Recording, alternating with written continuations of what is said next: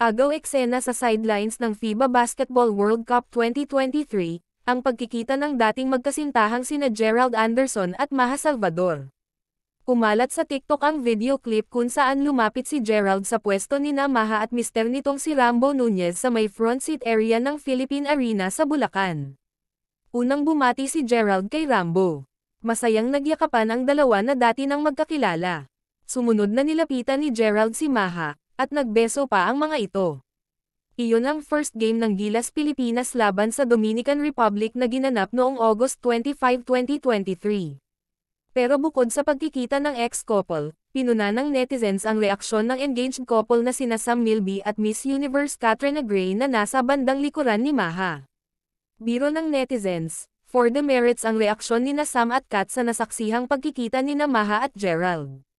May mga kwela pang nag-react na siguradong, nagchismisan, daw sina Sam at Kat tungkol sa nangyari. May mga nagkomento ring tila, all is well, sa pagitan ni Maha at Gerald dahil cool lang ang mga ito sa video. Tingin din ng isang netizen, malaking bagay na hindi raw nagsalita si Maha tungkol sa hiwalayan nila noon ni Gerald kaya nanatiling civil ang mga ito. Taong 2015 nang maghiwalay sina Maha at Gerald. Noong panahong iyon, nagpahiwatig si Maha na si Gerald ang nag-initiate ng breakup nila. Pero liban doon ay walang ibang detalyeng sinabi pa si Maha tungkol sa past nila ni Gerald. Naging bukas din ang aktres sa pagsasabing masaya siya para kay Gerald nang magkaroon si Gerald ng bagong nobya. Waring hindi talaga issue ito sa ex-couple dahil ang video clip na kumalat sa TikTok ay kuha sa mismong vlog na in-upload ni Gerald noong August 28. May kanya-kanya na rin silang happy love life.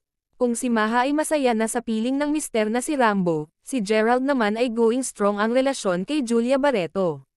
Kung mga kacheka anong masasabi nyo tungkol dito mag-comment lang sa baba and don't forget to subscribe.